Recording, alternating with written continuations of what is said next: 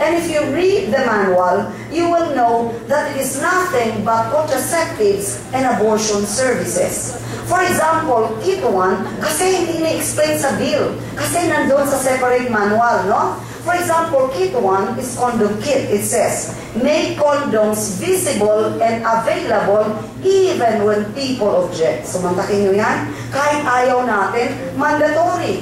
And it says, and I quote, anywhere where people congregate. And it also says, ilagay sa mga toilets. Kasi ang mga kabataan na katulad ninyo, baka mahihiyang pumulot ng condoms. So, place them in latrines so that they will not be ashamed to pick them up. Sounds funny? Anong ginawa last year ng Department of Health?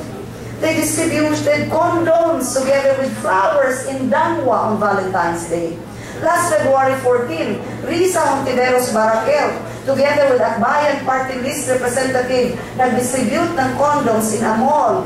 Last Holy Week, after the President of the Philippines pronounced on Holy Monday that he is willing to be excommunicated, mapasalang ang reproductive health bill na ito. Anong ginawa ng mga pro-RH? Kahit Holy Week, nag-distribute ng condoms doon sa mga terminals, doon sa mga kung saan maraming tao.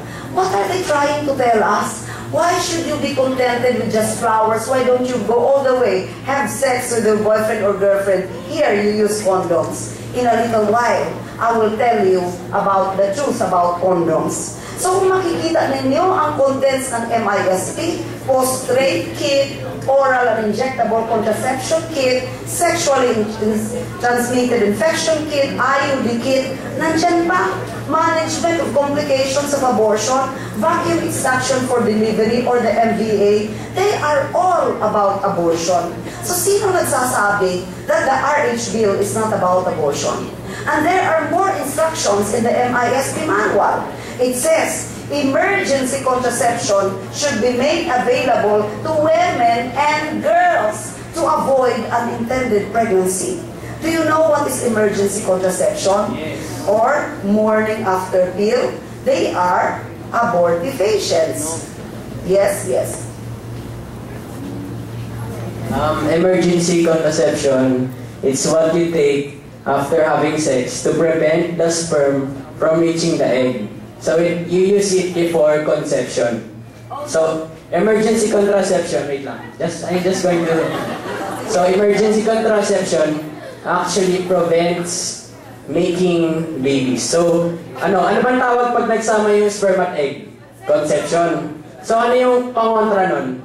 Contraception. So an emergency contraceptive actually prevents making you from making babies, diba?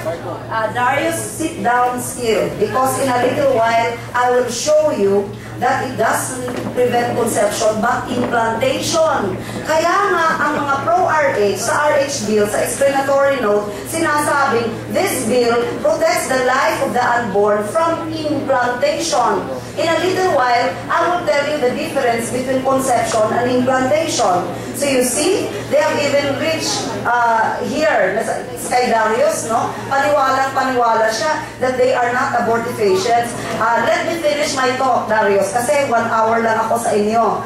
Ang emergency contraceptives, I have a full talk on that, Darius. I wish you can attend my talk. Solely on emergency contraception or morning after pill. At hindi rin sinasabi sa inyo kung ano ang napakaraming side effects. They are abortifacients. Kaya nga tinatawag na morning after, kaya nga tinatawag na to avoid unintended pregnancy, kasi it is prescribed to you kung halimbawa nagkaroon ka ng pakikipagtalik na tinatawag nila unprotected sexual intercourse last night.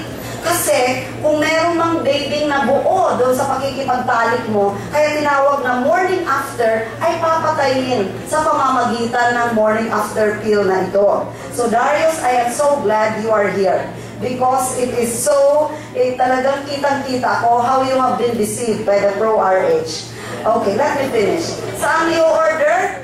Tingnan ninyo, World Health Organization, UNCHR, UNFPA, kahit sa Red Cross. Alam niyo ba ang World Health Organization was also the founder of making tetanus toxoid a birth control vaccine. In fact, ngayon, meron daw directive ang DepEd na lahat ng mga estudyante of reproductive age ay injeksyonan ng tetanus toxoid vaccine. I advise you not to have yourself injected. Bakit po? Dahil 1 dose of tetanus toxoid na hinaluan ng HCG is enough to make you infertile for 10 years, no? At 5 doses yon. So, anong ginawa nila sa tetanus toxoid? I think you all have to know because you are concerned, no? Ang ginawa nila, they experimented on all the vaccines. At nakita nila ang tetanus toxoid as the most potent vaccine. Hinaluan nila ng isang hormone called the human chorionic gonadotropin or HCG. At pag in-inject mo yan, the body of a woman, we'll discuss that later. Okay. The body of a woman, nare-disturb ako sa inyo. Pwedeng mamaya na lang, Darius. Okay. So, alam niyo po, ang nangyayari, pag ini-inject sa woman, the body of a woman will produce antibodies to fight off what it thinks to be an infection. So, sisirain yung HCG na in-inject, pati na rin yung HCG na naturally occurring hormone inside the body of a woman, rendering the woman incapable of having a pregnancy. So, now I have a copy of the patent na in-issue kay Dr. G.P. Talwar, na who was given the money by WHO, na talagang sinasabi nila doon na birth control vaccine. Okay? So I'm really happy I'm here for Darius alone, no? Very happy na ako dyan. Section 22. Alam niyo sa Section 22, napakaganda ulit ang title. Pro bono services for indigent women. Pag hindi niyo po naiintindihan, sasabihin niyo, aba, ang ganda. Libreng serbisyo para sa mga mahihirap na babae. Di po ba yan ang sinasabi ng mga Gabriela, ng mga likhaan? Pero basahin natin. Kasi po, ang mga presentations nila, kung sa kanila kayo nakinig, ay hindi nila dinidiscuss sa inyo in detail. Kaya nga po, pag ProRH Forum, gusto nila 10 minutes lang ang mga talk namin. Pero ito, I can talk to you for 1 day or even 1 year. And I will never run out of materials with you, no? So, basahin natin. It says, private and non-government reproductive healthcare service providers are mandated. Look at the term, mandated to provide at least 48 hours annually of reproductive health services, especially to pregnant adolescents. So, anong ibig sabihin nun? Pray tell me, what reproductive health services are they going to give to pregnant adolescents na hindi nga sasabihin sa mga nanay at tatay, no? Anong ibig sabihin nito?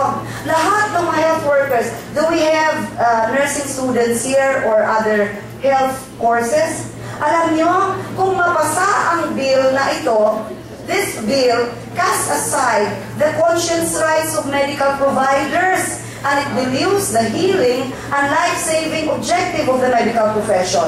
So yung kaninang sinabi mo, Darius, na sabi mo, pag masa ang bill na ito, kung ayaw mong sumunod, ay okay naman, hindi pwede, Darius. Kasi ang term, mandated. So kung hindi ka sumunod, ikaw ay mabibilanggo. In a little while, I'll go to the penalties, ha? Mabibilanggo ka ng 6 na buwan. So sasabihin ko yan mamaya. O ano ang mga prohibited acts, no? Nung sinasabi nila freedom of choice, tingnan natin kung meron ng freedom dito. So, Section 1, dito. If you knowingly withhold information or restrict dissemination thereof, or intentionally provide incorrect information, or you won't provide full range of reproductive health services, you can go to prison. They don't define what is incorrect information. But let me tell you, if the reproductive health bill were already passed, Attorney Joe and I would be the first to go to jail. Bakit? Yung mga sinasabi namin sa inyo, they will classify it na as incorrect information. Now, sa paragraph 2, if you refuse to provide itong procedures on the ground of lack of third-party consent or authorization, so hindi na kailangan ang spouse consent. Magpapaligate ka, magpapabasectomy. Pag ang doktor sabihin, saan yung spouse consent mo? Pwede